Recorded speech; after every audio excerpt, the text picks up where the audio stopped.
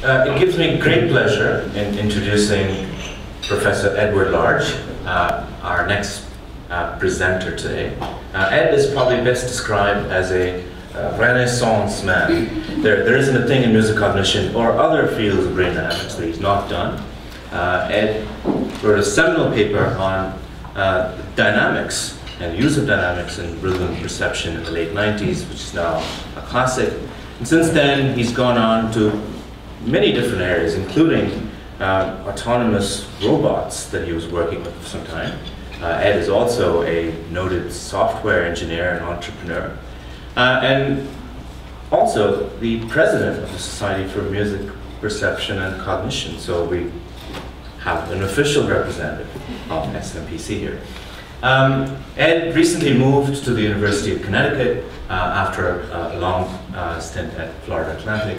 And in Connecticut, he's built his new neurodynamics laboratory where he's exploring problems in neurodynamics of tone perception, as well as some aspects of rhythm. So I'm greatly delighted in welcoming Ed to our workshop, and I turn the floor over to him. Please extend a warm welcome to Edward Large.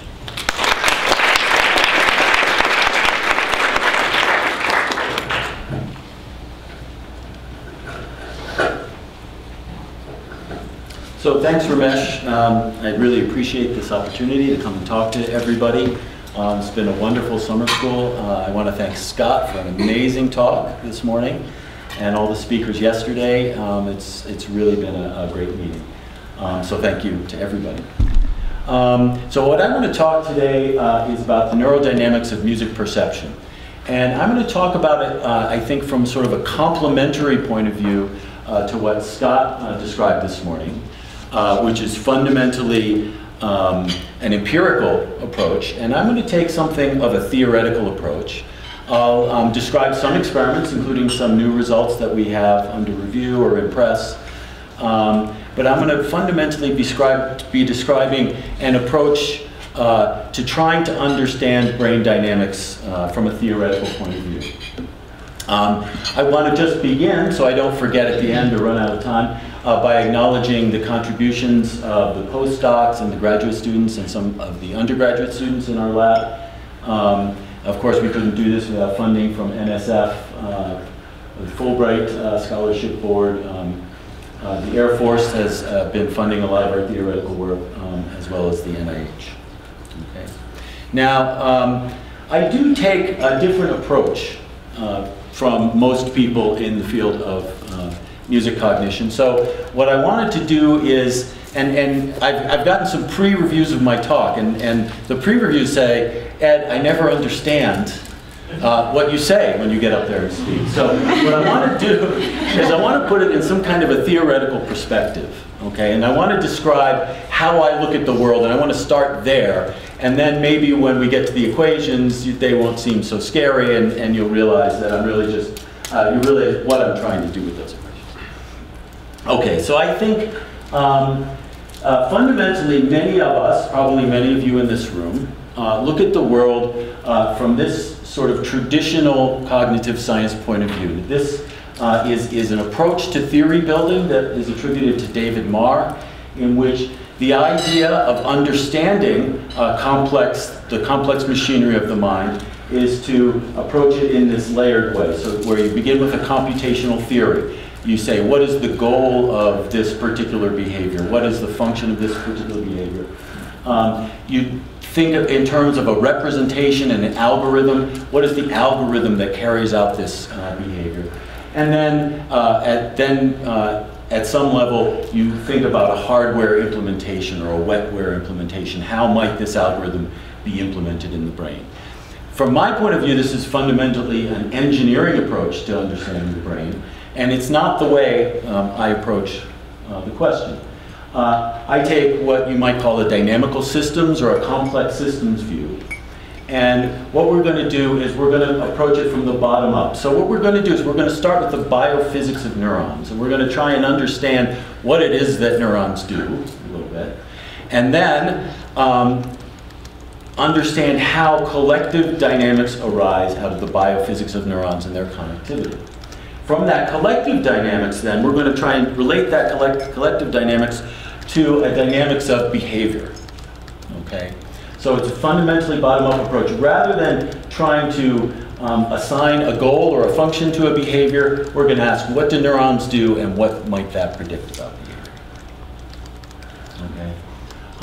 I just think when I get all philosophical like this, I like to think about what was David Marr thinking when he wrote Vision in 1982. And when he, in the chapter where he develops this approach, he's actually responding to this quote from Barlow, who said, each single neuron can perform a much more complex and subtle task than had previously been thought. So maybe, really, it's the activities of the neurons that quite simply are thought processes. Okay, it's kind of the view that I would subscribe to. Marr, on the other hand, said, I want to restrict our attention to the meanings that are associated with machines carrying out information processing tasks. So let's examine a cash register, and I bet every one of you in this room has read that chapter. Okay? And he's really taking a serious engineering point of view, saying, what does the cash register do? How does it do it? How does the hardware work? Okay? I think that's a better approach if you're doing engineering than if you're trying to understand how the brain works. Okay, so those preliminaries aside, I have borrowed this slide from Eugene Ishikovich, apparently without attribution, in which he classifies about here, I think, 25 different kinds of behaviors that you can identify in spiking neurons. And now, you know, in the time since 1982, we've really learned a lot about the biophysics of neurons and how different ion channels, that's great, yeah, you can make that more visible. Oh, beautiful, thank you. And the different kinds of dynamics that you see in neurons, okay? Now, you may also be aware that there are a couple of projects, computational projects, that are aimed at taking the biophysics of neurons and adding to that some knowledge about connectivity and trying to ask what kind of behavior emerges. So the Blue Brain project is one very well-funded project in the European Union, in which they're attempting to model one cortical column in neuron by neuron, synapse by synapse detail. Okay, very, very ambitious project. One that I like, and a movie, because it's got a movie that I can show now, is some work by Ishikovich and Edelman, which they published in 2008, in which they attempted to do a large-scale, relatively biologically accurate model of the entire human brain, mainly the thalamocortical system. So what they did is they took biologically realistic neuron models, like on the previous slide. They combined that with real DTI data from a human subject. And they produced simulations like this, where red is the behavior of black are excitatory neurons, red are inhibitory neurons. And what they saw in this, I'm going to play this again, sorry. What you see when you look at that movie, right, okay, let's do it. Oh, darn. Okay. Try it one more time. What you see when you look at this movie is you can see traveling waves. There's going to be a traveling wave here in a minute. You can see traveling waves, you can see oscillations, you can see synchrony among neurons, between neurons in different parts of the brain and so forth. All the kinds of things that we see when we either do single unit recordings or we do EEG recordings, as Scott described. So what the value of this kind of a simulation is to help us to understand how global dynamics, like we read in EEG, arise from the dynamics of neurons. Okay? So in other words, to put it in another way, we begin with the biophysics of neurons and some knowledge of the network structure, and we ask how do the local dynamics of local populations and global brain dynamics emerge from that underlying substrate. Okay, so this is, as Scott's, a multi-level point of view. Okay, what I want to ask is actually a slightly different question. Oh, okay. Oh, maybe I'll try this. What I want to ask is a slightly different question is, given some knowledge of local and global dynamics, how do perception, cognition, behavior, and affect emerge? And we're going to take a theoretical approach to this. Okay. So I usually find that it's very helpful to talk about music and why we're studying music in a room full of non-musical people, but it's perhaps even more important when everybody does know something about music. So why do I think it's important to study music within this context? Okay, music is a high-level cognitive capacity. It's a form of acoustic communication. It's highly structured, as we've heard almost all the speakers have made reference to, or all of the speakers made reference to. In fact, the complexity of musical structures have been compared with the complexity of language. Music is universal in the sense that it's found in every human culture. However, music isn't a universal language, it relies on learning. Okay, so we could maybe ask some questions about learning. One of the things that I find the most valuable about studying music in this context is that it doesn't generally have referential semantics. It's built in self-contained patterns of sound, but that doesn't mean that it's meaningless, okay? As Scott and others have talked about, it's very, very effective in affective communication and regulation of emotion, in social coordination, perhaps affiliation, as Mike Hove and others have talked about. And it also has universal elements. So the structures of music, as Dale pointed out yesterday, there are many structures in music that we might think are universal or arise from some underlying universal basis. And it's in those universal elements that I'm going to look for the relationship to neurodynamics. So here's another way in which my point of view may be somewhat idiosyncratic or different from what you're used to hearing. What I like to think of when I think about music and the relationship between music and brain dynamics is the different time scales on which music engages the brain. So here on the right-hand side, so down here I've got a frequency axis. So this says 10 to the 1, so this is 10 hertz, 100 hertz, 1,000 hertz. 1 hertz, 0.1 hertz, and so forth. So we can think of music on these different time scales. And if we look at the right, beginning at about 30 hertz, out to about 4 or 5,000 hertz, we have a sensation of pitch. If we look at the other end, beginning at about 8 to 10 hertz, and we go down lower, how low no one really knows actually, we have perceptive rhythm. Okay. Now, if you take just a click train, a train of just acoustic clicks, and you play them at 200 hertz, I'll turn that down a little bit. Sorry. You have a perceptive pitch. Not a beautiful pitch when you play with a click train, but it's a perceptive pitch. If I take precisely that same click train, and instead of playing it at 200 hertz, I play it at 2 hertz, got a house beat. Very dense. Now, there seems to be, in this diagram, a kind of a no man's land, right? Where it's neither pitch nor rhythm, but we can still play the click train, see what it sounds like, so let's do that. Kind of an unpleasant frequency to listen to, maybe. In fact, if that frequency arose from the interaction of two sinusoids, from the interference of two sinusoids, we call it roughness, or some people will call it dissonance. Okay. Now, we can compare these timescales to the timescales on which the brain operates.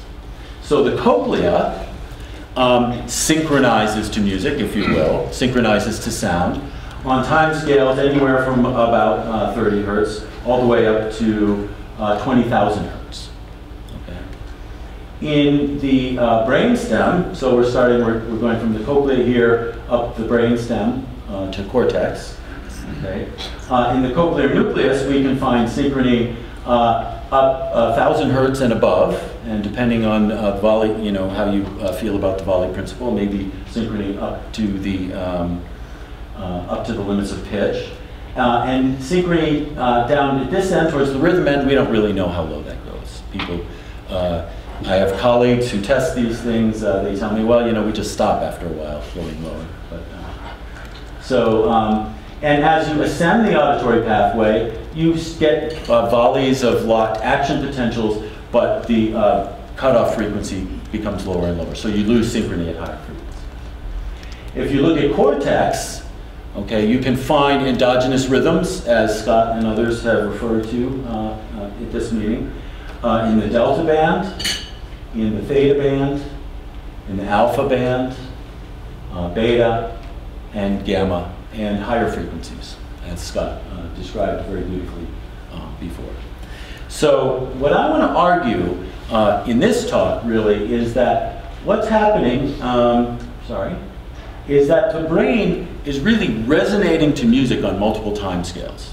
And when I say resonance, I don't mean a simple linear resonance like when I don't know, hit a glass, okay, and that will resonate, but a nonlinear resonance that has significant computational properties. So the brain resonates to music on multiple time scales, and I'm going to make the, I'm going to stick my neck out and I'm going to say, it's this resonance itself that's going to lead to musical meaning.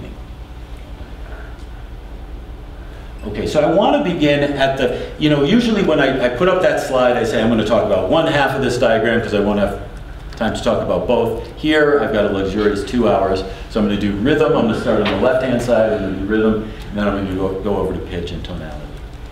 Okay, so this is just a little bit review of my experience with rhythm over the past, let's say, since 1994, the past 20 years, right? That's a long time, okay. So 1994. And I want to start with the problem, what I think is the interesting problem here. So if I take a simple rhythm and I write it down, looks like this, sounds like this. So ba, ba, ba, ba, ba. Laerdal and Jackendorf, maybe the, Laerdal and Jackendorf would write down the metrical structure in this way, where you've got a row of dots that corresponds to the tactus, what they call the tactus. I like to call that the pulse, the main pulse, and other layers of rows of dots that correspond to different parts of the metrical hierarchy. Now, one interesting way that you can look at that rhythm is you can simply do a Fourier analysis of the amplitude envelope of the sound. And if you do that, what you find, not surprisingly, is there's a lot of energy at the pulse frequency, okay? And there's a lot of energy at this half note metrical level. And there's some energy at the measure level. And there are some harmonics due to the shape of the envelopes, okay? Now, I can make this rhythm just a little bit more complex, I think. Yeah. Sorry, I had to rebuild this slide just before the talk.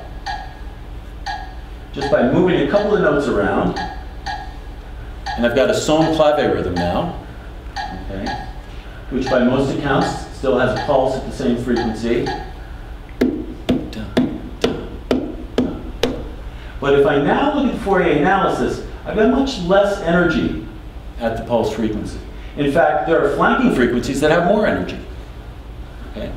Let's make it just a little more complex, and I'm going to make it now a rumba clave. And look what happens to the energy at the pulse frequency. It's now almost non-existent. Now that's an interesting problem, okay? How do you get this out of rumba clave?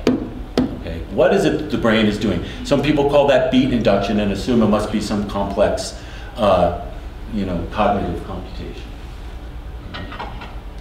Back in 1994, I wrote a paper with John Colin. I didn't bother to put up any slides of those results, in which we suggested that it might be oscillations, nonlinear oscillations in the brain that are responsible for the perception of pulse and meter. Okay. With Maury Jones in 1999, we talked about this as being a form of dynamic allocation of attention. Dynamic attending theory is what people call it nowadays. But in the early 2000s, excuse me, back up, there we go. In the early 2000s, what's happening there? In the early 2000s, Joel Snyder, who was working in Carol Hansel's lab at the time, said, you know, I'm really interested in rhythm, can I come down and let's run some experiments? And what we thought is, okay, look, if brain oscillations really underlie our perceptive meter, it should really be easy to find in EEG. They should just be there. Okay? So what we did, so this is what we were looking for. So these were the stimulus that we used. So this is just a periodic pattern, metronomic pattern. This is what we called our binary control pattern, so it went loud, soft, loud, soft. And according to the theory of Large and Colin and Large and Jones, what we should see is some brain oscillations maybe that look like this. So there would be some oscillations that were predicting the onset of these events, and maybe a hierarchy of oscillations with a 2-to-1 structure there. And then critically, what we thought was that if we omitted an event, we'd still see a pulse. And it was that kind of unsounded pulse, the silent pulse, if you will, that underlies this sort of the answer to this question about how we get the pulse out of rumba clubbing. Okay? Now I'm not going to show you the entire results of this experiment, but what we decided to do is, we thought, well, if we just look at what's, traditional ERP, what we're going to see is just evoked responses to every tone that we're going to overlap, and that's not really an oscillation, that's really a response to every tone. So what we decided to do was look in the higher frequency bands. In particular, we looked at the frequency bands from 20 to 60 hertz, and we looked both at evoked and induced activity. Here is our montage, if you can see it, I can sort of see it. And the dots that are darker here are the electrodes that are shown here. And this is the time frequency plot. So this is time, 0 and 390 are the places where events occur in these rhythms. And this is frequency from 20 to 60 hertz. It's a little hard to see when they're small, so I'm going to zoom in. In FCZ, so an electrode where you would expect to see auditory activity, what we saw in the evoked activity was a little blob of activity at around 25 hertz here that followed the onset of events. And it's actually kind of interesting that this one's stronger than this one. This is the periodic stimulus, periodic control. It's not a loud stimulus. What we saw in the induced activity, actually, we thought was even more interesting. Okay, which was that we saw now blobs of activity, here again, maybe 25 hertz, that where the peak of that blob actually anticipates the onset of that event.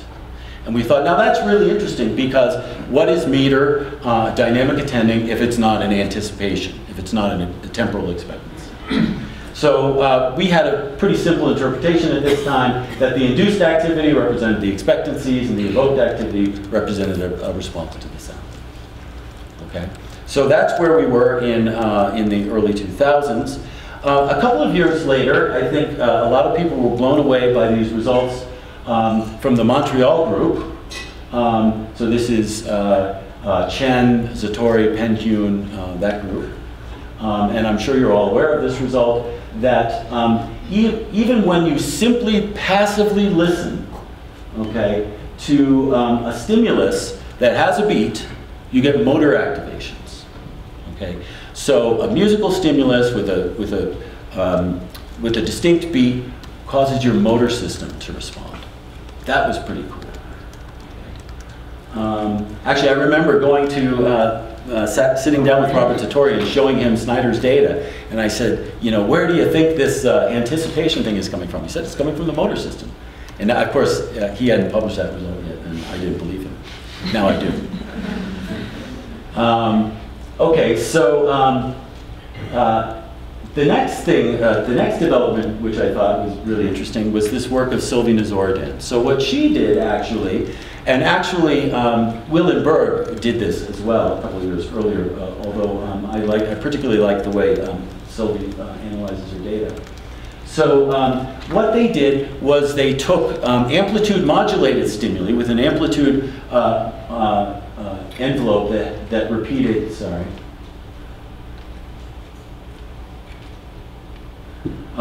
at a rate of 2.4 hertz. And they just had people listen to that. And they did an analysis of delta band EEG, and they saw a beautiful peak right at the repetition rate of that rhythm. That's pretty impressive, right? But then what they did is they said, I want you to imagine that as strong, weak, strong, weak. And what shows up is another peak at the second subharmonic, at 1.2 hertz. So that's a subjective rhythmization. Okay. And then they said, we want you to imagine this grouped into three. So it's 1, 2, 3, 1, 2, 3. And what do you get? A peak at 0.8 hertz. And it's harmonic. Okay? So what you see is when you imagine a rhythm as organized into strong, weak, when you even imagine it, you see these resonances in the brain. So that was pretty cool. Okay. Some years later, really going on at the same time, we had approached Laurel and Bernhard Ross and Takako Fujioka about trying to do something like a replication of Joel's experiment. And Laurel did tell you about this experiment the other day. And we also looked in the beta band. And when we looked at beta band, what we saw is this beta resynchronization that's tracking the tempo of a stimulus. So in this experiment with Laurel, we used 3 different stimulus tempi and also a random control. So a little bit better controlled experiment. And we saw very convincing evidence that this beta band rebound that's tracking the tempo of the stimulus.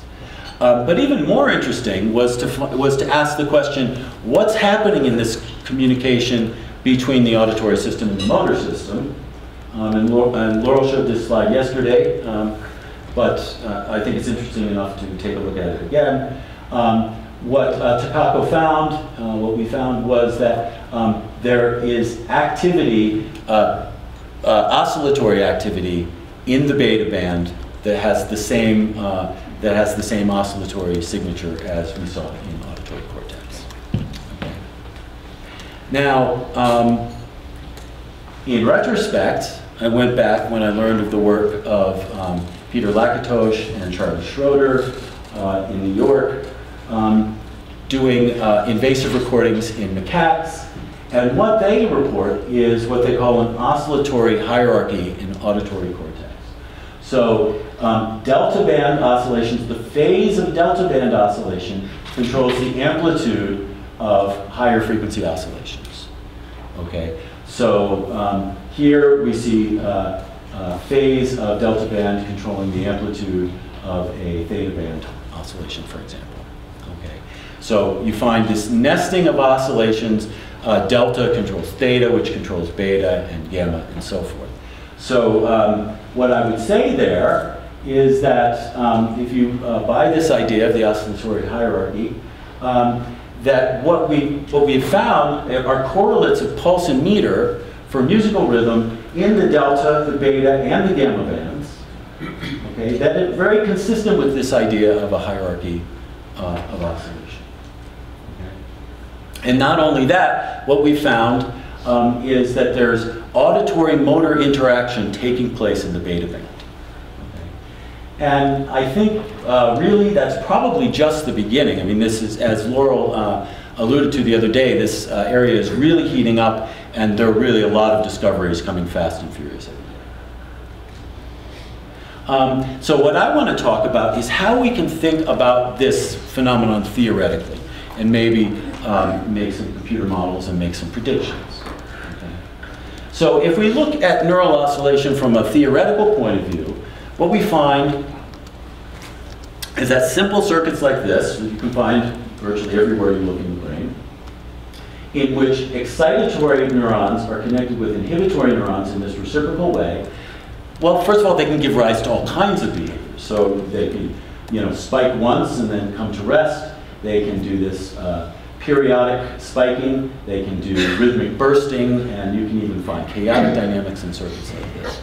But what we're interested in, of course, are these kind of dynamics, where there's periodic spiking or rhythmic bursting, and it's those kind of dynamics that we think might theoretically are good candidates to underlie rhythm perception. So what we do, and this is some work that you can find in Physica D in 2010, is we write down equations to describe the excitatory and the inhibitory populations, subpopulations. And these are very general equations. This just says there's some function that controls the intrinsic dynamics of that neuron, and there's some function by which it's coupled to the inhibitory subpopulation and to other neurons. And then this is a similar equation for the inhibitory population. And you'll be surprised to learn, I think, that this is all you really need to know, okay, to make really significant predictions. Okay, and what we studied in the Physica D paper was networks of neural oscillators arranged according to a frequency gradient. Okay, so here you have tau, which is a time scale variable. 1 over tau is frequency. So we can arrange these according to frequency and stimulate them with sound. Okay, so here's one network. Think maybe auditory cortex. It's being stimulated with signals that represent the onset of events. Maybe feeds into some part of motor cortex or some part of the motor system, which then feeds back to auditory cortex. So that might be one kind of model that we would think about, and we will in a minute. Okay, so how do we make predictions given that very general framework? Yes? Can I just ask a question over your side? Yeah. So I'm not quite clear on how you get the frequency gradient. I mean, is it by virtue of some terms on the right side of the frequencies are the inverse of the time scale variable here. So each pair of excitatory and inhibitory subpopulations has its own time scale variable. Right, I get that, but that's the tuning of that has to be some property of what's happening on the right. Oh yes, all these parameters in here in a realistic neural oscillator model, all the parameters will affect the frequency. And so, is there some way you can characterize what gives you that gradient? I mean, is it some? We're going to do this. We're going to do this in a slightly modified version of this system, where we can have good control over what the frequency is. So if you take, Wilson-Cowan model or a Morris-Lacar model or something like that, every time you change one parameter, you're going to change the frequency. So what we do if we work with a model like that is we pick the parameter, so we know that the frequency is, let's say, 1 hertz, and then we control things with the time scale variable on the left. But in fact, we're going to work with a canonical model where we have good control over the frequency. Okay, so what we're going to do, the way we're going to study this system is using what's called normal form theory in dynamical systems. And what normal form theory does is it takes a realistic oscillator model of excitatory and inhibitory population, which might produce a kind of a funny shaped limit cycle in state space. Here, this Wilson-Cowan system produces a limit cycle that's sort of shaped like an egg. Okay, and it does a coordinate transformation so that that funny shaped limit cycle is turned into a perfect circle. What's the advantage of that is that once this becomes a perfect circle, these become sines and cosines, all the rules of trigonometry apply, and we can actually do the math. Okay. Whereas it's quite complicated to do the math in that system. And when that's done, for example, at the hands of a mathematician, you're going to get an equation like this. Sorry, I don't want to give away my punchline. Okay, you're going to get an equation like this, which is called the normal form for the Hopf bifurcation, and it's still a two-dimensional model because Z is now a complex variable. It has a real part and an imaginary part. You can still think of these as excitation and inhibition. But now what you do is you take all those nonlinearities in those functions and you expand them out. okay, using a Taylor expansion. And here what's happened is we've taken the first two terms, so there's a linear term and a nonlinear term. We've considered some input, and what a mathematician will then do is throw away all the higher order terms and say, you know what, those are not what I'm studying. I'm going to just study the basic properties of oscillation. And that a lot of good work gets done that way in math and physics.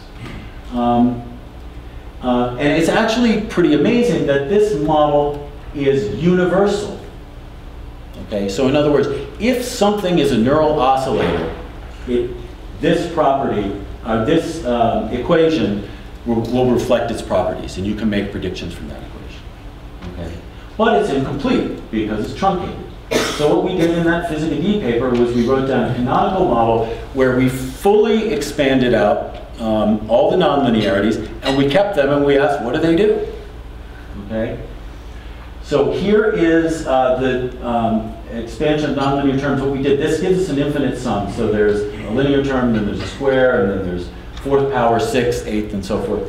What we did is we just summed those and gave it one coefficient. And then you also get this nonlinear function of the input, too. Okay. And that's the input there. X of t is the input. And then you have this parameter, epsilon, which is going to function in almost everything I talk about. When I fit parameters, I'm usually just going to fit epsilon. What epsilon controls, other things being equal, is the strength of the nonlinearities in this system. Oops, did I go backwards? Do I have this slide in there twice? I don't know. Let's see. Yeah, I'm just dropping out for a sec.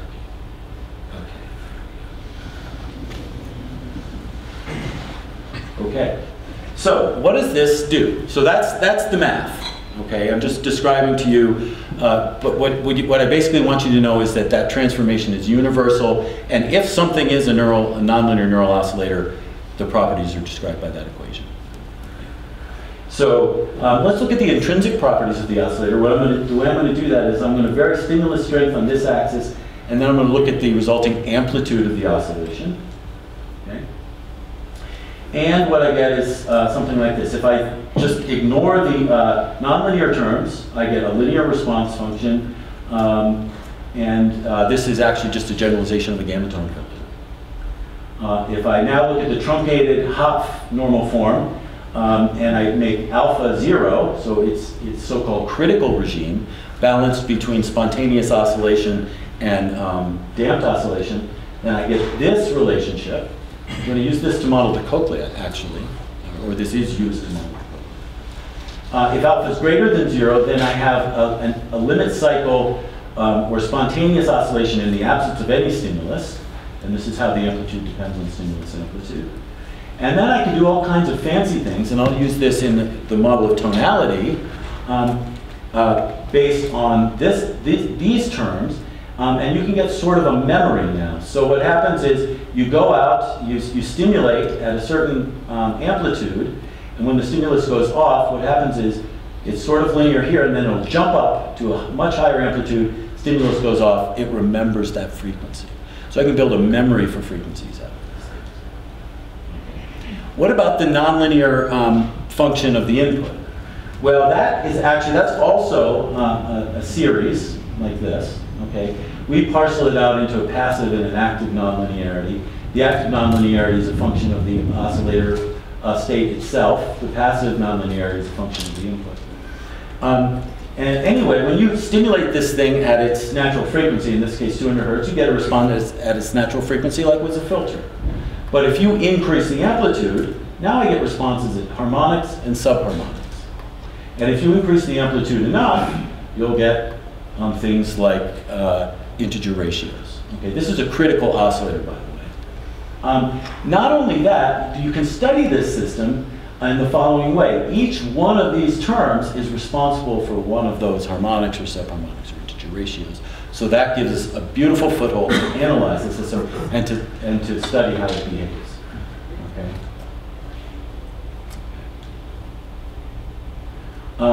And then you notice each one of these terms has some function of epsilon, and The epsilon, so what you're going to do is you get resonances at integer ratios with a single frequency stimulus, where K and M are the numerator and the denominator of the ratio, and the strength of the resonance obeys this equation, epsilon to the K plus M minus 2 over 2.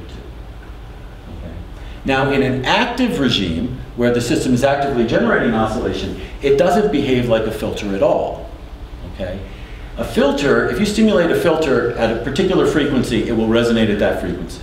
The only thing that changes is is the amplitude. So you have to get near its frequency for it to have a high amplitude. Oscillators, neural oscillators, have boundaries. Okay, outside this boundary, it will not lock. So here's a one-to-one, and it does what's called mode locking.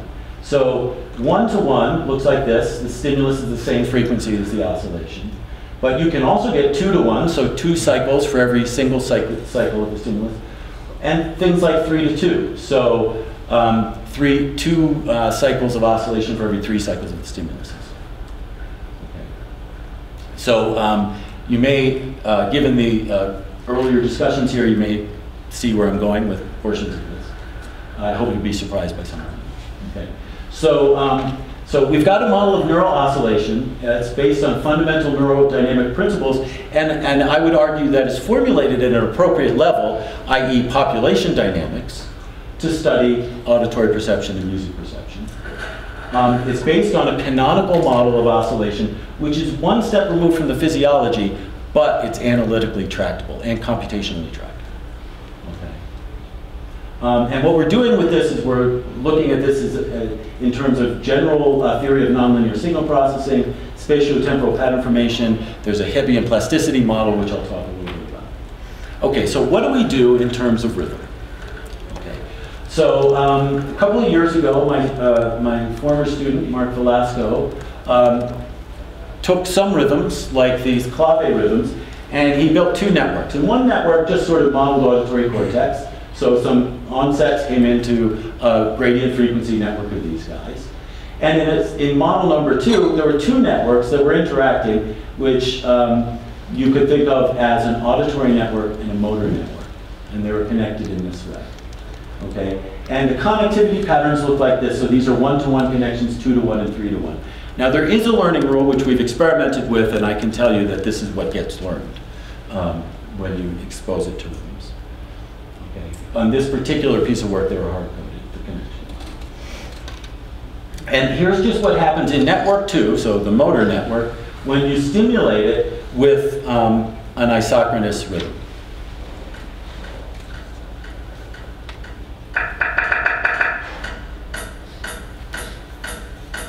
So the clicking sound is the stimulus, and then the hi-hat sound is this oscillator in the center at 2 Hz. And all my rhythms are going to have a pulse frequency at 2 Hz. Stop. Okay. Now let's look at the rumba clave. Okay. Keep your eye on 2 Hz. At first, nothing. Seems kind of disorganized, this pattern of responses.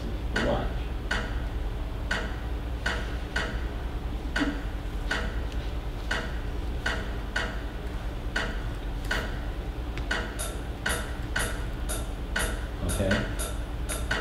And we just turn on the sound when it reaches a certain amplitude. Now we can do something even more interesting, is we can design rhythms that have no energy at the pulse frequency. So this is what we call a missing pulse rhythm. This is what the Fourier analysis looks like, and you can see no energy at 2 Hz. Okay? And what this model predicts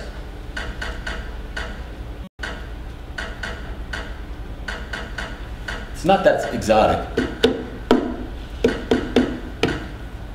It's syncopated. And this network predicts a response at 2 Hz even though there's no energy at 2 Hz. Okay?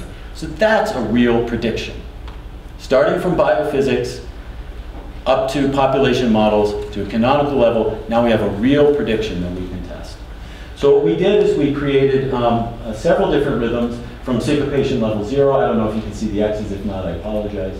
So that's an isochronous rhythm, and it gets slowly more complex. Level 1, 2, 3, 4 are these missing pulse rhythms. Okay, and this is the intended meter that we have. And we just bring people in the lab and we say, tap. Okay? And what we see, and this is paper, this is Velasco and Large under review still,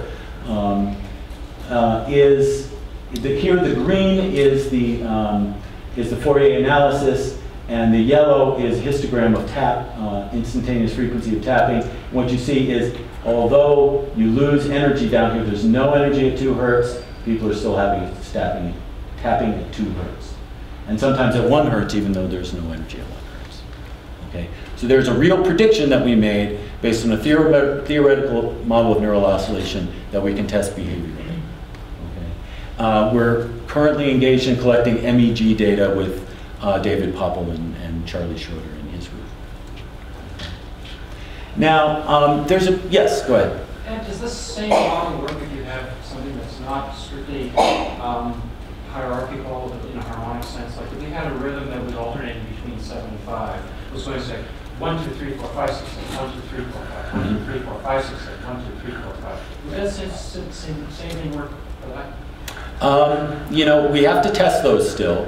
What I will tell you, and I get that question a lot, does it have to be periodic, you know? Here's the way I think about it. Now we have a gradient frequency network of oscillators, right? You think about it in a sense like a filter bank. Fourier's conjecture, right? What Fourier said was, I bet you can represent any periodic signal as a sum of sinusoids. Turned out to be right. But then people went on to discover it doesn't have to be periodic. You're just, you know, you're representing a signal in terms of a set of frequencies. Well, the same argument applies to a gradient frequency bank of oscillators. So yes, you can represent anything. So have you actually tried it? No, because we're working with some other things now. We've got other fish to fry, but we are working on it. We will work on it. Yeah. So. Their issues of learning come into play, and we also have a learning model. So that's what we're working with there. You know, just to follow it up, I think the most important acoustical signal that we have is speech. Right. And we rely on anticipating speech in the same way that we do in the case of music. And if a person speaks rhythmically and correctly, it's almost unintelligible. If I take a sentence like, someone is not speaking right. the right rhythm with the words, we have trouble understanding what's going on. So clearly, rhythm prediction is really important for speech understanding. But you know, classically, there's no periodicity. Right. So what I'm going to argue, what I want to say to that is two things. First of all, we know now from the work of Nye and Simon, and also from the work of Galumbish et al. In the recent Nature paper, that oscillations in higher cortical areas are indeed tracking syllable rhythm of speech. Okay. And that they track preferentially, if you're in a cocktail party situation, the speech that you're attending to. So that's shown. So we know neural oscillations are doing this. But okay. The question is, right? Pardon? It can't be strictly periodic, though. No, but neural oscillations aren't strictly periodic. Neural oscillations are complicated. So I think we should discuss that more at the end. But yes, there are a lot of issues there. Okay, so there are real neural oscillations, and then there are models of neural oscillation. And the question is what's the best way to model what's going on? A frequency gradient is one way; it can handle non-periodic sounds. Yes. When you say a frequency gradient, in this case, you're referring to a tempo gradient. Yes, that's right. I think of everything in terms of frequency nowadays. Okay. Now another question that comes up is, well, if this is true, why don't we see this all across the animal kingdom? So one author, Tecumseh Fitch, calls this the paradox of synchronization. Okay. He says periodicity and entrainment seem to be among the most basic features of living things. Yet the human ability and proclivity to entrain our motor output to auditory stimuli appears to be very rare. In other words, why don't dogs dance? They've evolved with us for thousands of years, alongside us for thousands of years. They should be dancing around the campfire. Well, I mean, honestly, I think that argument is a little bit silly. I think you might as well ask, why don't children dance? Okay? Why don't children dance? Don't They they? do. Yeah. They do dance. Okay? The issue is they don't synchronize. Okay? Okay. So what we want to look at is not dancing, but synchronization. Dogs dance too, by the way. So you can go to the web and look up dog freestyling, and you will see dogs dancing. They don't synchronize, but they do dance. Okay. So we took that question seriously. We took some inspiration from Kirshner and Tomasello.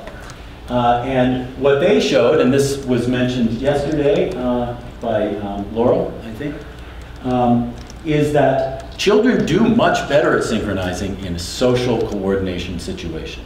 So you can ask them to synchronize to an auditory signal, you can ask them to synchronize with a robot arm hitting a drum, but they really do well only in the case where they're synchronizing with a human being.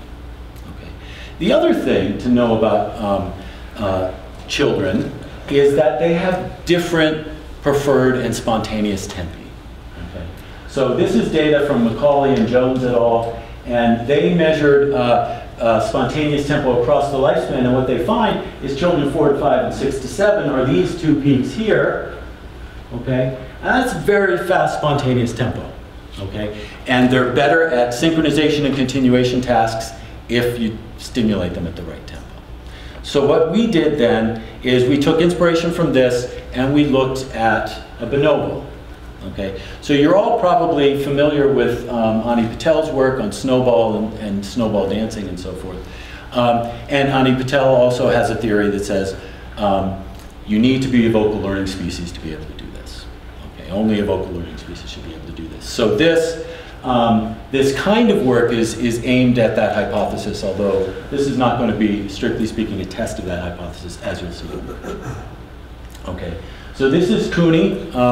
She's a female, a high-ranking female at Jacksonville Zoo, recently given birth. And what we did is we took our team, so that's Patricia Gray in the blue shirt, my collaborator. That's Lexi Barron, who ran the experiments, and two of the many people at the zoo who helped out with this project. And we went in there and we bolted a drum to the floor of one of the bonobo living quarters. And we asked them to play the drum. So first thing we did was we said, we were well aware that this might not work, right? So we're going to put in all this effort. We wanted to get some data that we could publish. We wanted to get something. So the first thing we did is we just said, let's try and measure their preferred tempo. So we did it in the following way. Lexi sat in the hallway, hit her drum at a specific tempo. When Cooney started to hit the drum, she stopped.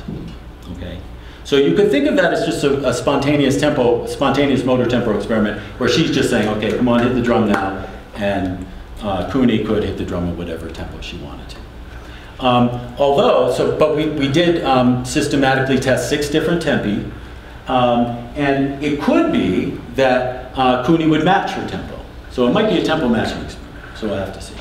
So that's what's pictured here. So the experimenter in green, Cooney in yellow. And then we parceled these things into bouts, and we asked whether Cooney's drum taps are matching the tempo of the experimenter. And we did I'll show you an analysis by now. This is what the experiment looked like.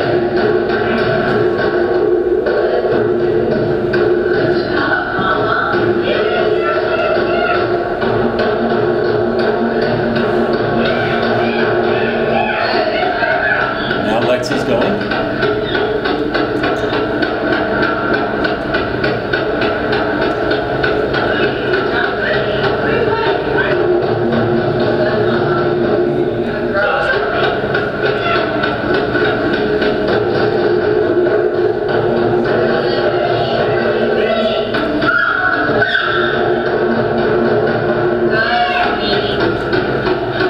This is a different tempo.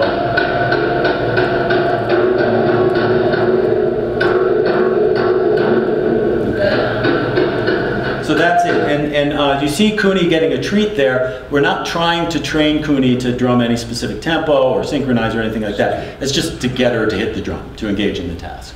We didn't even want to do that, but in the end we had to you know, she just kind of sat there.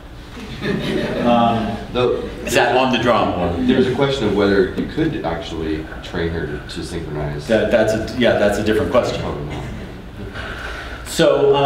So we looked at preferred tempo, and here what we did is we just cut the bouts down the middle using a t-test with p equals 0.5.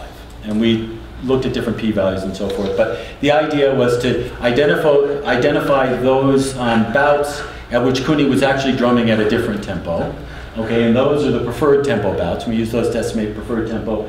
And we get about 280 beats per minute, which is even faster than young children. The other bouts where we couldn't say they were significantly different, okay, we considered whether they might be tempo matched. If you look at that dotted line there, if you can see it as the stimulus tempo, it looks pretty good. It's not just that it's a flat distribution that's not significantly different. It looks like there is really a peak at the stimulus tempo. What we did is we did a Monte Carlo analysis to ask whether they were actually matching, she was actually matching tempo, and we find a p-value of 0.0, what is that? 0.013, so p less than 0.05, that she is matching tempo. Okay. And if we do a regression analysis, the regression line, slope of the regression line is approximately 1, and not significantly different. Okay. Now, so what we found then is that Cooney has a relatively stable preferred tempo, around 280 beats per minute, and appears to spontaneously match tempo with the experimenter. Okay? And she's better near the preferred tempo, by the way. I don't have all the results in this talk because I'm trying to do a bunch of different things. But theoretically, from a point of view of neural oscillation, if Cooney's recruiting and producing an oscillation, it should synchronize. Okay? And that's a pretty clear prediction. Okay, so we did do a synchronization experiment. So in this case, it's the same experiment except that Lexi didn't stop once Cooney started. She just kept going. We parceled these into bouts, and we measured relative phase. Okay. So what's coming next? Okay. So there's an issue when you do this kind of measurement that maybe the experimenter is synchronizing with the bonobo. Okay, we know from all kinds of work that you've got an unconscious attraction to sound. So what we did is Lexi is listening to headphones so that Cooney can't hear the sound of the metronome that she's listening to. She's trying to synchronize with it, but what we do then is we measure the relative phase of Cooney relative to the metronome, not relative to Lexi. So we know that Cooney is synchronizing and not Lexi. Okay. But then what we're going to do is when we report relative phase, we're going to report it relative to her average phase on that bout, because it did vary, it did vary somewhat. Okay. So when I report relative phase, those are relative to her average phase. But the analyses are done relative to the so in this, we had something like 27 usable trials. There were some trials in which the entire trial came out statistically significant. Here is one entire trial. I've edited out some long segments where the experimenter is playing alone. Oh no. This is another one that's in stereo. Crap, hold on. I'm going to unplug. Their stereo is not working here. I forgot that this was one of them. Let's do this again. I'm going to hold up my microphone. Hopefully you'll be able to hear what's going on.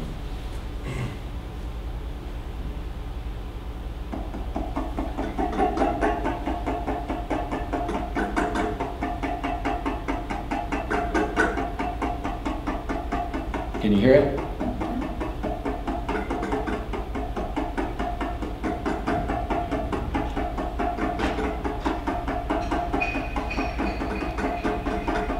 Can't all be winners.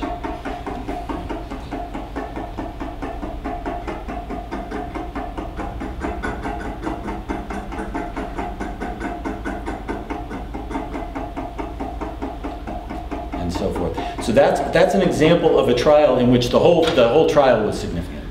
But we actually did analysis by bouts, and what we found is that out of 218 total bouts, 26 showed statistically significant synchronization. That's about 12%.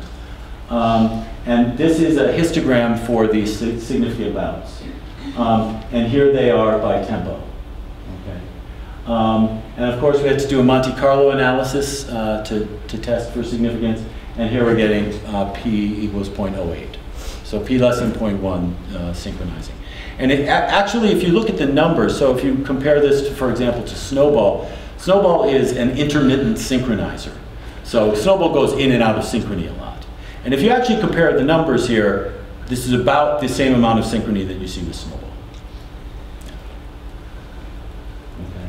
So we look at relative phase. Here's an example of a detail bout. This is one of our best bouts. So this is instantaneous tempo, Cooney's in yellow, and this is relative phase. And relative phase turns out to be negative as well. That's a little bit more detail. We'll get on to some other things. Okay, so apparently Cooney is spontaneously synchronizing with a human experimenter. Relative phase is significantly negative, so that's anticipation. And Cooney is somewhat tempo flexible, so if we compute, if we try and compute how many beat per minute on either side of our mean tempo, we get about 9.8. And she can probably synchronize faster because the fastest tempo we used here was her preferred tempo of 280 beats per minute. And synchronization was more common near the preferred tempo. So what I would conclude from this is, first of all, we didn't address the vocal learning hypothesis because that's about music and beat, finding the beat in music. I mean, we'd like to move in that direction, but this particular experiment really doesn't address it. So we need further studies. But I would say that really very, very few species have been tested, and a lot of people are making a lot of claims that synchronization is really rare in the animal kingdom, and frankly, I just don't believe it. I think if you test them right, you have a social species, you put them in a social situation, you give them the right frequency, you'll get synchronization. Okay? So you need to characterize their endogenous temporal capabilities, and we also need some meta-studies to compare, because now there are a number of these studies emerging. Everyone is using different methods, and they're really hard to compare. And here I would just say, here's a comparison to hearing. Cooney has a different frequency range than humans. You wouldn't say that a bat can't hear because range of hearing is different from a tuna, right? And so I think that's what we need to be sensitive to. We need to really think carefully about how we're running these tests. Okay. And now I'm going to go on to something completely different, so if you want to ask a question. Yes? This is really interesting. It's good stuff. I'm skeptical about the nature of how much they feel the rhythm, and partially because when you look at them, it doesn't look like they get it. Whereas if you look at Snowball, you can see the rhythm in the movement. When you say the numbers are comparable, that's interesting. That doesn't jive with my intuition about looking at it. But when you look at Cooney, it just kind of looks like spazzing a little bit, and that clock is right twice a day sort of thing. Right. But when you say matched tempo, I see what you mean based on your analysis, but that does sort of sound like she's really matching, whereas the effect of tempo is a little different claim. So if you have different tempi, and that it affects her in some way that pushes her towards those conditions or whatever, that's different than saying she's matching it, right? I'm not sure what you mean. Well, matching to me means you actually get entrained. And I don't see entrainment there. I see an effect of tempi. So if you put a visual display that was faster and got her to associate hitting something according to the visual display, I bet you a faster visual display would make her hit it faster too. But I wouldn't want to say she's matching the visual display exactly. But she is statistically, right? Well, right. And when you look at Snowball, it's very compelling. Those movements are they look like dance. It just looks like rhythm more. But most of the time, Snowball is not synchronized. Right. Dancing in a very cute way that's very compelling. But most Well, of the time, I'd like to think my intuition is more than just the cuteness, but but you're saying, well, Snowball feels the rhythm, I can see it, you know? But Snowball's motions suggest a hierarchy, right? That's Some right. motions That's that are right. at one phase with the beat and another phase of the beat. But he's also dancing to complex music, which has That's true. temporal expression at different rates, whereas in this case, you only have the onsets as cues. You only have onsets, right? I recognize the statistics. I mean, it's interesting, it's compelling, but I mean, there's something about the way it looks does not seem the same to me. Well, it's not the same. I wouldn't argue that Okay. it's the same. Yeah. So just to follow up on that, so and I think the criticism of scaling your frequency to changing demands of the environment is it's very obvious in Snowball's case, where you change the beat from 100 beats per minute to 106 to 130. Snowball's movements roughly scale to that change in frequency. So the confound here is it possible that the bonobos they're just imitating, right? Because if you're just imitating, just following what... Well, that's why you do the Monte Carlo, right? Is you control for that possibility, which is essentially exactly the same analysis that was done with Snowball. I mean, there's another issue with Snowball in that if somebody is generating a rhythm that's in contradiction to the auditory stimulus, she turns away. Mm-hmm. Or she, I think Snowball's wrong, I don't know. But anyway, Snowball will turn away from a individual who is generating a rhythm that's in contradiction to the one that she's been trained to, which is another interesting social phenomenon, which is interesting. I would have a hard time believing that. Well, we have to find out. I mean, we'd have to do the experiment. Definitely. Yes. Did you get a sense of how much of the time when he was actually looking at the experimenter visually and whether... Yeah, so that's another reason we're not claiming that we're testing the vocal learning hypothesis, because the Cooney could have looked at the experimenter as much as she wanted to. Now, you see in the video that it's kind of a chaotic situation. Okay, so she's always got her baby with her. There's usually at least one other bonobo in the room. Okay, that her vision will be obscured from time to time and so forth. So she's definitely not sitting there staring at the experimenter. Okay, but we just didn't control for that. In fact, we think of this more from a social coordination point of view. So this is a social form of synchronization, and it may, in fact, be that the visual stimulus is very important in that. Okay, so we have yet to run the experiment to control for that. Even with the data you already have, it might be possible to pick apart the parts where she's her view is included and see if that's effective. Yeah, I don't think we quite have the video record to do that, actually. Okay. So, but we will, we will move ahead and look at doing that in future experiments. Yes. So humans like to synchronize and spontaneously get into it. They don't necessarily need treats. Was there any change in the sort of bribing mechanism to get Cooney to engage in this task, or was it consistent? Well, no, basically just to get her to hit the drum regularly, she needed a reward. So her rewards were twofold. She got a treat, and she got lots of verbal praise every time she How long were you working with her?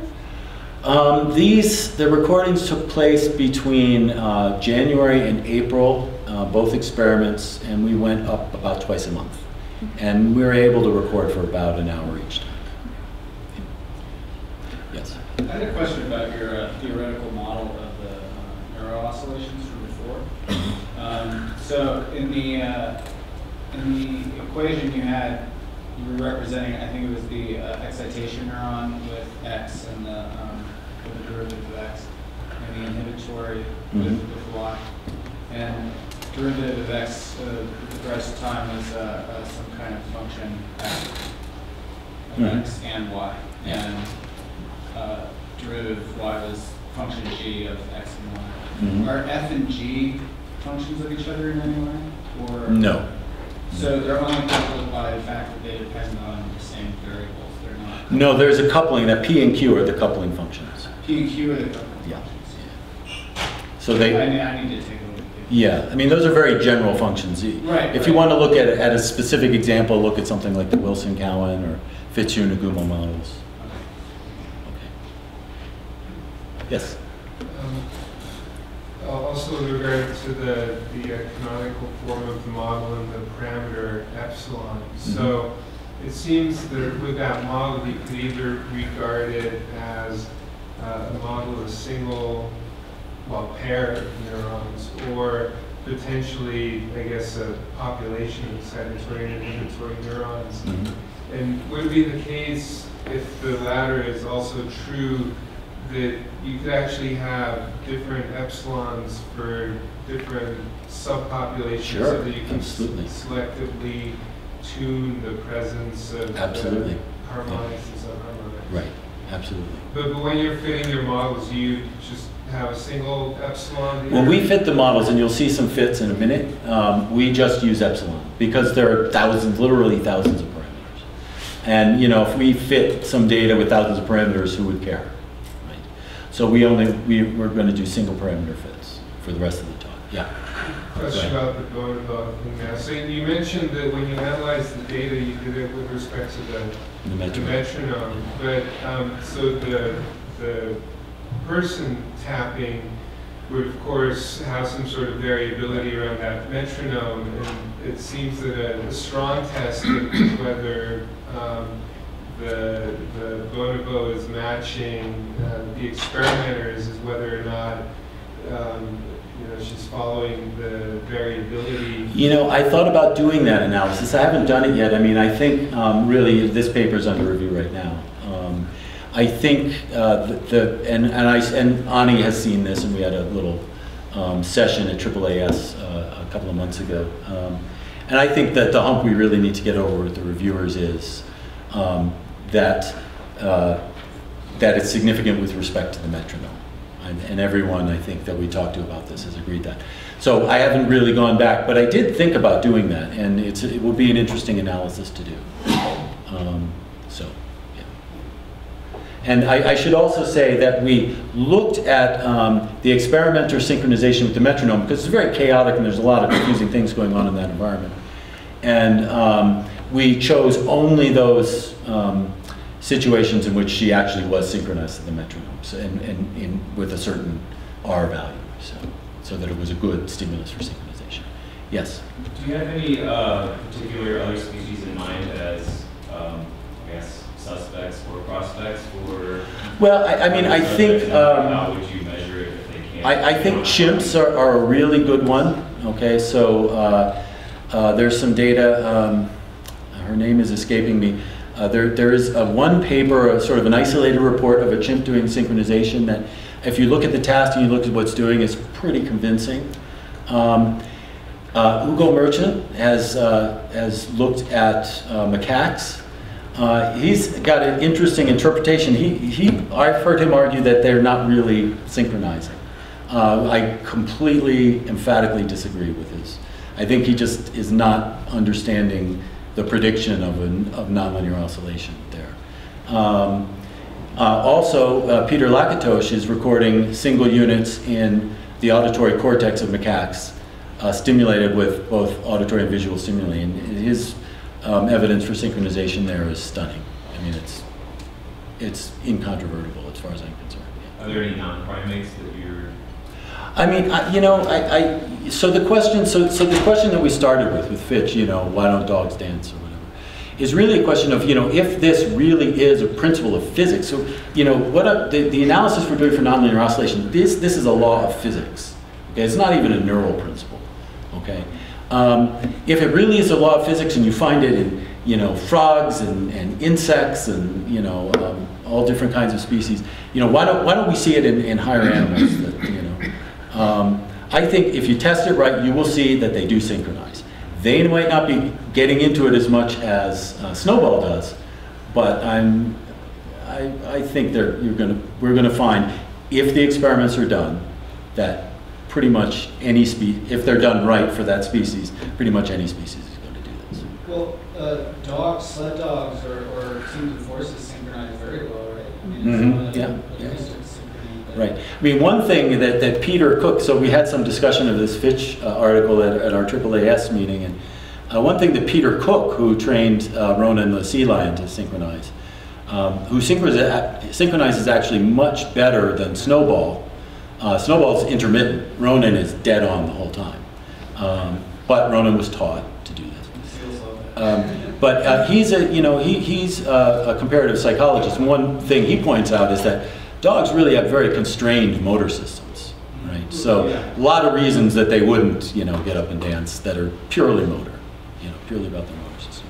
But you're right. I mean, given that kind of a situation, they do synchronize. So that's a good point. There's a range, right? Like a gallop of a horse, and it's very constrained by the mechanics of their body. But that's right. The degree of accuracy with which they can vary that in a large team is very astute. It's impressive, yeah. Yes? It seems like some really striking examples of animal synchronization are in fish schooling and birds flying in formation, and I wonder, it's like kind of obvious examples of synchronization and what's known about that. Well, I mean, honestly, I think that would get us a little bit off topic, and I do have a whole other half of my talk to do. So if we could talk about that after, I'd be happy to. Okay. So we've been talking about cortical processes up to now. About, 10 years ago, maybe not quite 10 years ago, it occurred to me that this nonlinear oscillation might represent a sort of a general approach to signal processing. Okay, and I started to think about that, started to work out the math. And what I want to talk to you today about is a model of the subcortical auditory system that's based on similar principles. Okay. When I started to, I'll leave that story for now.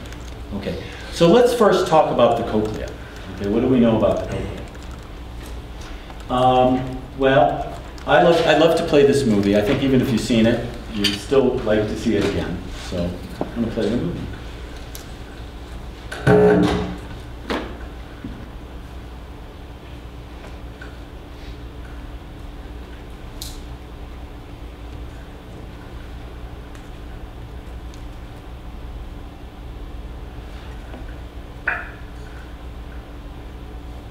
Oops. Oh no. Say it ain't so.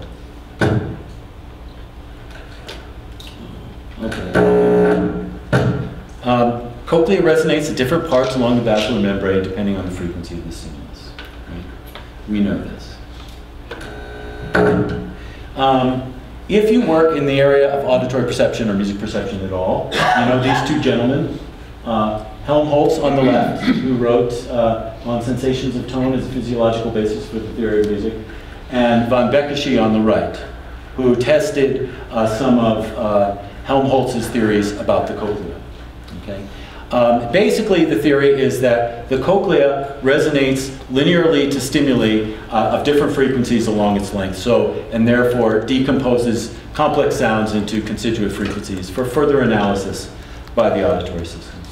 And the combined work of these two gentlemen and many others led to a model of the cochlea as one that does a passive or linear analysis of sound. Okay? And the experiments of von Beckeschi were done on cadavers, and he in fact found that the cochlea responds linearly to sound across the physiologically relevant range of sound intensity. Okay? And he not only did beautiful kinds of experiments that had never been done before, he also had a partial differential equation model that described the movement of the basilar membrane, and his work was in fact so impressive that he turned out to be the only person to this day who's ever won a Nobel Prize for the study of the auditory system.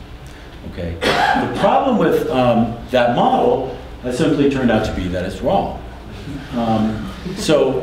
And even in the 40s, Tommy Gold at Cornell University wrote an article, and he said, look, the cochlea can't be linear. First of all, the ear responds to sound intensities that are so soft, their energy is equivalent to that of thermal noise. And what that means is, if our ear were any more sensitive, we'd hear molecules bumping into one another in the environment. It's that sensitive. Not only that, we respond to this huge range of sound intensities that varies by orders of magnitude. Okay? So what he suggested is that there must be a mechanism by which biological energy is being added into the cochlea to amplify sound. Not only that, he made a prediction. He said, if this mechanism loses stability, the ear will generate sound. Now, no one really took that seriously, and no one tested it until the 70s when Kemp discovered spontaneous autoacoustic emissions. All of a sudden, this opened up a whole new world for thinking about how the cochlea operates. Okay, and now the predominant model, physical model of the cochlea is that of critical oscillations of hair cells. So the energy is being added in here by oscillations of outer hair cells that grow and shrink in synchrony with the sound that's coming in, adding energy in. And so this has been modeled. Well, let me show you some data first, and then I'll show you the model. So this is data collected by Mario Ruggiero, which shows some characteristic nonlinearities of the cochlea. At a very soft sound intensity, you get very tight frequency tuning, and the tuning deteriorates as you grow. You also see that the preferred frequency changes as sound intensity grows. Very characteristic of a nonlinear system. And in fact, this has been explained, not by me, but by others, as nonlinear oscillations of the hair cells. So you should recognize this as a normal form for the Hopf bifurcation. Okay. Now, this is the story I started to tell you is when I started to think about in terms of nonlinear oscillation as being a general mechanism for signal processing.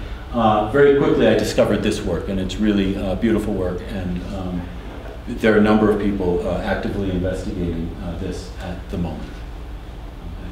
And we, in fact, are writing up for publication now a model in collaboration with Laurel Carney, a model of the cochlea. And I'm not going to have time to tell you about the model of the cochlea today, and the paper's not available anyway.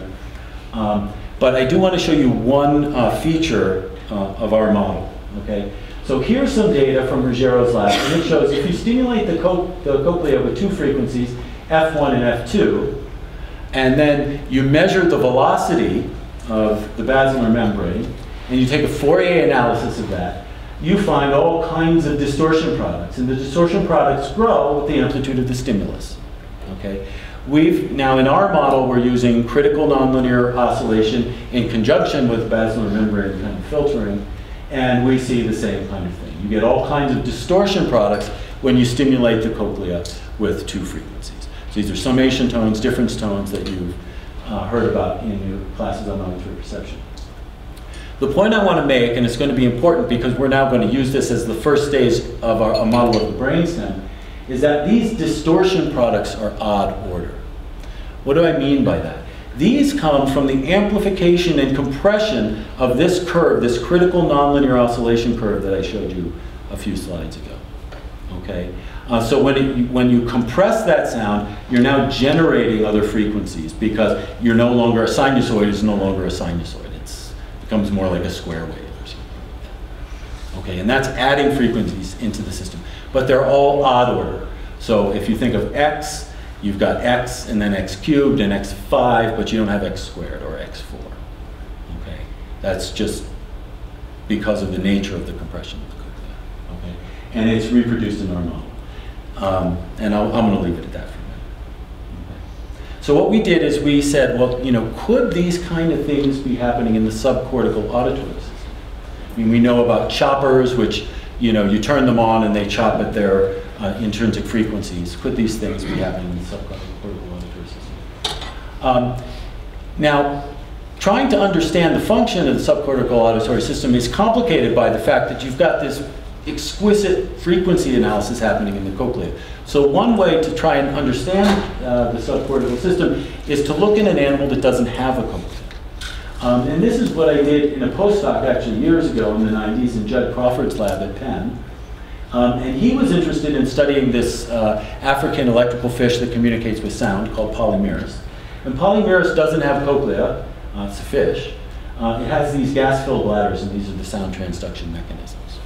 Okay, so there's some broadband sort of filtering, but there's no frequency analysis per se. So what's happening in the neurons is happening because of the properties of the neurons. So this is actually the example that I know doesn't work because this is the one I was testing. So I'm going to again put my microphone up here, and I want to play. So this is a stimulus. So these are 3 sinusoids. You're going to hear the stimulus that we give to polymers.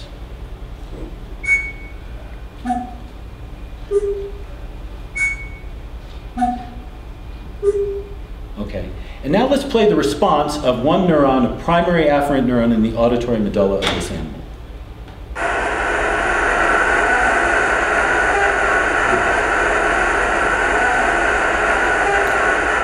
So what you hear is that neuron is frequency selective. So it's doing something like maybe what the cochlea is doing. It responds to these second 2 frequencies, but not to this frequency. Why can we hear the pitch in the response of that neuron? Well, as probably all of you know, these neurons phase lock to this sinusoid. So there's one action potential for every cycle of the stimulus. Yes? Just clarification, you pick the frequencies based on something about the fish communication? I mean, yes, absolutely. What's the range of their? They're very low frequency hearing. Uh-huh. Yeah, so hundreds of hertz, maybe up to 1,000. But here you see some other more complicated things too. So here you see it for this lower frequency, the neuron is still responding, but it's responding in a very different way. It's producing 2 action potentials for every cycle of that sinusoid. Okay, and in a study that we reported in 1998, we saw other relationships. So something like mode locking, although at the time we didn't really know what to make of it, until we saw this paper by the Sumner group, and they found mode locking in the cochlear nucleus of a mammal. Okay, and they found mode locking at 1 to 2, so a subharmonic at 2 to 3, a 1 to 1, a 2 to 1, and so forth. And I'm not going to describe to you what that complicated diagram means, but it's their analysis that shows mode locking. So, and the mode locking happens, not surprisingly, in chopper cells, but also in onset cells. So, so what we want to do then is one thing that we're working on, this is just a couple of slides of work in progress, we're creating a spiking neuron model using these class 2 excitable cells, which are intrinsic oscillators. And we're stimulating them with sound. This is one simulation of a deterministic model. And you can see 3 to 1, 2 to 1, 3 to 2 happening, 1 to 1, 3 to 4, 1 to 2, and so forth. And this is the stochastic version. Okay? And now you begin to see something that looks actually very much like what we saw in polymers. Okay? And that's just work in progress. Someday, maybe I'll be able to report the results of it. But what we're doing for our brainstem model is to actually use this canonical model as a model of populations of neurons in the subcortical auditory system. And this comes from a paper, this data comes from a paper by Lee, Sko, Krause, and Ashley, published in 2009, where they looked at brainstem responses using the frequency following response to musical intervals. Okay? Here are the 2 intervals they used. They refer to them as consonant and dissonant. Doesn't really matter what they are. The consonant one was a major 6th, the dissonant was a minor 7th. You know, call them what you will. They're different intervals from our point of view. The interesting thing, oh, sorry. They sounded like this. So the tones played on an electric piano. The interesting thing from my point of view, which really made me sit up straight when I saw it, is that in the brainstem response, you get all these other frequencies in addition to the frequencies in the stimulus. Okay, so this is subcortical. Okay, now the traditional view of subcortex, right, is that it's just a relay station. There's not much happening. It just relays the signal up to auditory cortex, and then some magic happens up there. Okay, but what if the magic starts in the cochlea, and it happens in cochlear nucleus, and it happens in inferior colliculus? So that's what this slide is meant to convey. So here's sort of the traditional view where the phase locking that happens in cochlear nucleus and inferior colliculus is really just arises because of the synchronized motion of the basilar membrane. So it's sort of trivial in that sense. Right? But the findings of mode locking suggest that these complicated circuits we see in cochlear nucleus and lateral lemniscus and inferior colliculus may not be doing nothing, they may actually be doing something. In fact, they might be leading to mode locking. Okay. So we model mode locking using that canonical model, and we predict mode lockings like 1 to 2, 2 to 3, 1 to 1, and so forth. And then when you have multiple frequencies, it also predicts combination frequencies, much like you would see in the cochlea. So this is what our model looks like. So we have our cochlear model, okay, a cochlear nucleus model, and inferior colliculus lateral lemniscus model. And there's an important technique that's used when these stimuli are recorded. It's called polarity reversal. Okay, and it's going to be important because it helps us sort out what's the difference between what's happening in cochlea and what's happening in the neurons of the subcortical auditory system. So what you do is you take your stimulus and you play it to subjects, and then you take the stimulus and you reverse the polarity. All the positive going parts of the wave become downward going parts of the wave, and so forth. You just flip the polarity, you play it again. And then when you analyze your data, you average that together. Okay.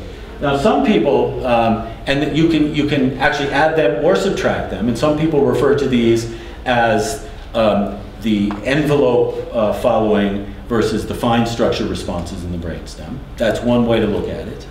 Okay. From our point of view, what you're doing theoretically is you're subtracting you're separating odd order nonlinearities from even order nonlinearities. So when you do polarity reversal and you average together those responses, all the odd order nonlinearities go away and you're left only with even order nonlinearities. So in other words, you are, at least in theory, just erasing the cochlear contribution. Okay? And that's shown here. So here we show the 3 levels of the model separately. So the yellow is the response to a single polarity, and you see all kinds of frequencies coming out of the cochlea. The magenta is the average of the two polarities, and you see it just flattens this out. Okay, and this works even if the frequencies are the same. So it'll subtract out the odd order contribution to frequency X and leave the even order contribution. It's almost, from our point of view, like magic. Okay. Now, if you look at, these are non-musician responses. They tested musicians and non-musicians. You see these complicated responses to the 2 intervals. And again, this is a single parameter fit. So we're only fitting epsilon. We're holding the amplitude of the stimulus constant, and we're changing epsilon to see how well we can do this. And what we find is that we can predict every one of those peaks in the brainstem response. Well, maybe not everyone, almost everyone. And we've got really good correlation coefficients. So here, R squared is equal to 0.771. So that's not R, it's R squared, right? And R squared, 0.671. We don't do quite as well with musicians. And in fact, musicians respond significantly differently from non-musicians. And Nina's story about why that is it's the contribution of the descending corticofugal system that's changing the brainstem response based on learning and training with music. So I guess our results would be consistent with that because we're not trying to model any experience. You're explaining significantly more variance in the consonant interval. Is that true? Yes, that's true. Is that significant? Hmm? That's significant for both musicians and non-musicians? Yes. And what do you think that's just because the system is actually more designed to process the consonant intervals, or? You know, I don't know. I haven't been asked that question, so I haven't thought of a good answer to it. But we could discuss that after. Okay, so in summary, we think there may be an important contribution of active auditory circuits in the subcortical system that leads both to phase locking and mode locking. It's not just a trivial, phase locking is not just a trivial result of basilar membrane synchronization. And our ongoing projects here are to do the spiking neuron model, to look at models of pitch perception, and to work with plasticity. Finally, what time is it? It's 12:41. How long should I go to? 10 more minutes. 10 more minutes. Okay, I think I can do that. Okay, so let's try tonality. Now, Dale and Peter talked about tonality. Laurel talked about tonality. To me, these kinds of mathematical results suggest very strongly a model of tonality is based on the physics of neurons. Okay, so let me say, hold on, I need to do that. Okay, so let me say what I mean by tonality, because I think everyone here has a slightly different definition. Tonal music is composed based on generally a fixed set of pitches. They have specific intervals between them. And when we hear tonal music, certain pitches are said to be more stable. They function better as a phrase ending. And the less stable pitches are said to be attracted to the more stable pitches. So the leading tone is said to be attracted to the tonic. As far as I'm aware, tonality, in this larger sense of the word, is cross-culturally universal. So the indigenous music of every culture is tonal in this sense. Yet every tonal language is different. So there's a learning component too, which makes it a very interesting thing to study. I do have some sound examples of tonal versus atonal music here. So I know there are a few of you who are not trained in music. So that's tonal music. And if I stop there, you know what the next pitch should be, okay, because of these stability and attraction relationships. Here's atonal music.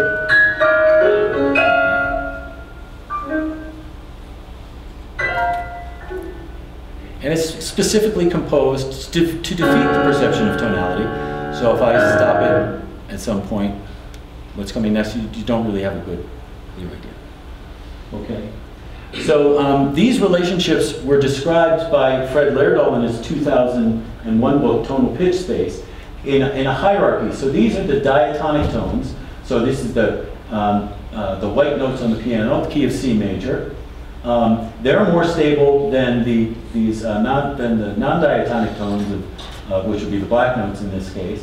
But there's also a hierarchy going up so that the members of the tonic triad are more stable, and then the tonic and the fifth are the most stable, and then finally the tonic is the most stable. And so that's where you would end a performance. The reason I think this is important, and I realize I have a different perspective maybe than some others who are interested in this topic, is the observation of people like Victor Zuckerkantel, who said that successions of tones are motions in respect to an order based on forces in tones. What do you mean by that? It was a very poetic kind of book. Musical tones point to one another. They attract and are attracted. And it's the dynamical quality of musical tones that makes melodies out of successions of tones and music out of acoustical phenomena. So in other words, what he's saying is this is what makes music music. Okay. So it's what differentiates a melody from